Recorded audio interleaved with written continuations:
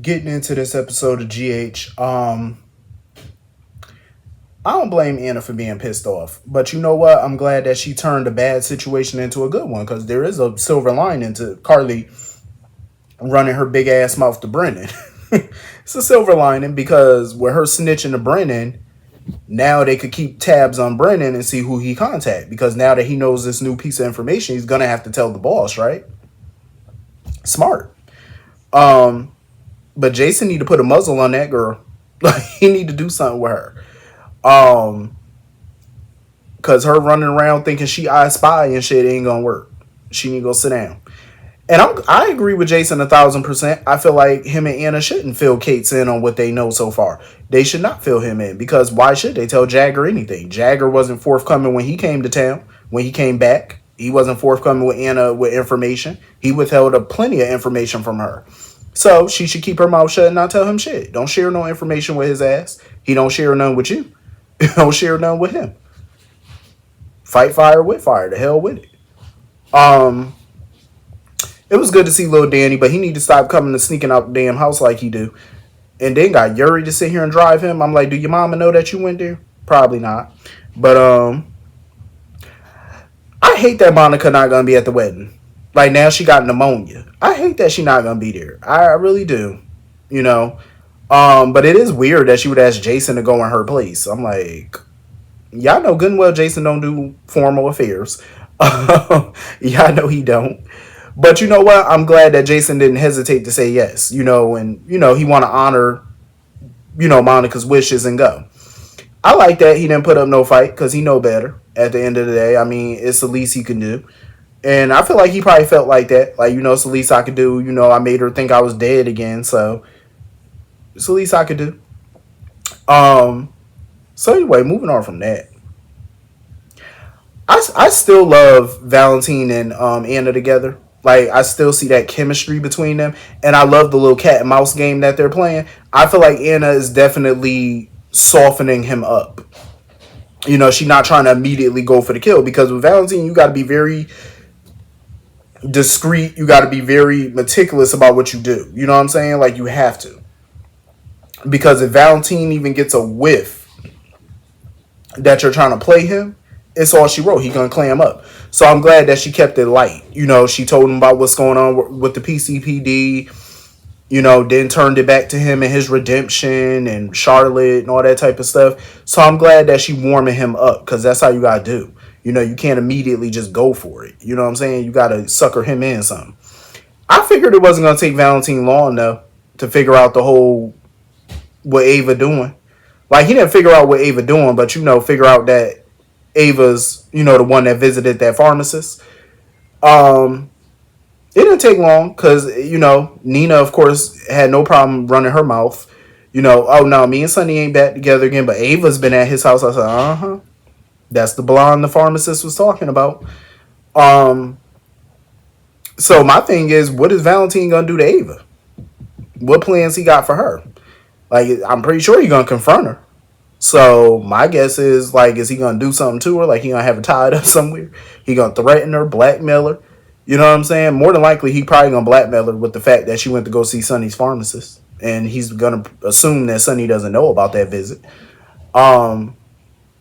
Ava better keep her head on a swivel. Valentine coming. That whole scene between Nina and Ava was funny to me, but it was pointless because I'm like, for Nina to go there and confront Ava talking about, oh, you stole Sonny from me. I hate when people say that. I hate when men and women say that. Oh, you stole my husband. You stole my wife. I hate that. You can't steal nobody. These people are grown of sound mind and body. You cannot steal nobody. These people voluntarily left or they voluntarily decided to step out the marriage. Like that's what they chose to do. It wasn't no stealing involved. You can't steal something. Because my thing is, if you got to steal it, it wasn't really yours to begin with. You know what I'm saying? Like, come on now.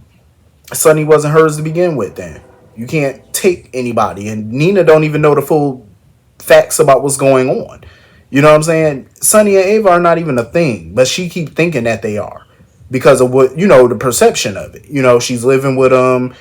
Sunny confides in her now more than anybody else. So of course, naturally, she gonna think that, oh, y'all are an item. No, no. And I know people were they were fans of Nina and Ava as friends. I like the chemistry. I like the friendship chemistry that they got going, but I feel like they're better off as frenemies.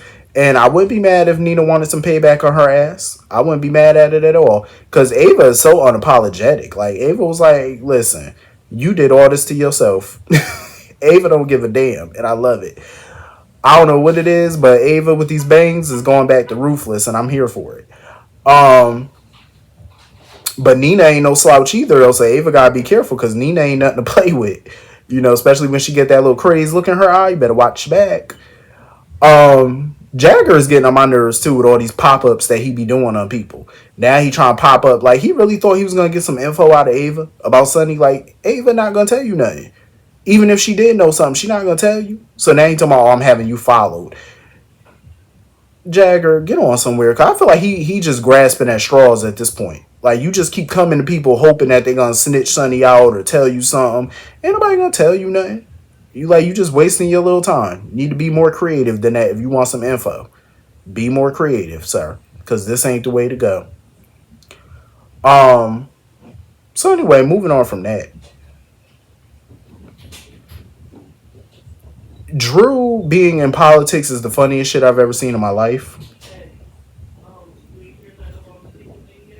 Like Drew being in politics is freaking hilarious at this point. Like that congressman suggesting that he would go for politics or go for the congressional seat or whatever. I feel like that's funny because at the end of the day, Jordan is the one that should be going for the Congress seat. I feel like Jordan should be the one doing it because Jordan is the one who fixed his whole plans, the first draft of his plans, because the first draft was trash basically. And Jordan fixed the whole thing. The whole riverfront project was Jordan's idea, not Drew's. So why should he be running for politics? It should be Jordan. She's the brains behind the whole operation, not him. Um, and I don't think he should change his last name to Q. I think he should stay Kane, honestly. Um, like if I'm gonna be real, I feel like Drew need to keep his last name where it is. He don't need to change nothing. But I hate that he getting all this credit for the Riverfront project. Jordan need to be getting all that credit, not him. Drew hasn't really done anything other than get the congressmen on their side. That's the major thing that he's done. He shouldn't be the one, spearheading this, like taking all that credit from her. And I hope Jordan find out about it. Um. So anyway, moving on from that, I enjoyed the scenes between Alexis and Gregory. I don't know. I feel like him giving her his medal or whatever. I felt like that was his swan song. Like that's kind of a signal that he ain't got long. Um, and I do agree with Alexis. He needs to talk to Finn and he need to make peace with Finn because I feel like for him throwing Jackie in Finn's face again, I feel like he didn't fully, forgive Finn. I feel like there was no real forgiveness there, and I feel like him and Finn need to have that conversation before it's too late. Um, they need to have a chit chat because you don't want, Gregory to go out and Finn not know how his dad really felt. So I feel like he really do need to nip that whole Jackie thing in the bud and forgive his son for real this time. Um, so anyway, hopefully Alexis, comes along with her little speech and she can get her license back so we can get that back on track.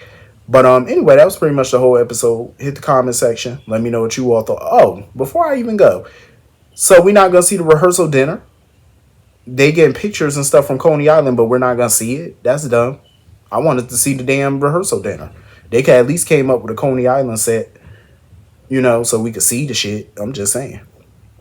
But anyway, hit the comment section. Let me know what you all thought, and I will see you all later. Have a great night. Peace.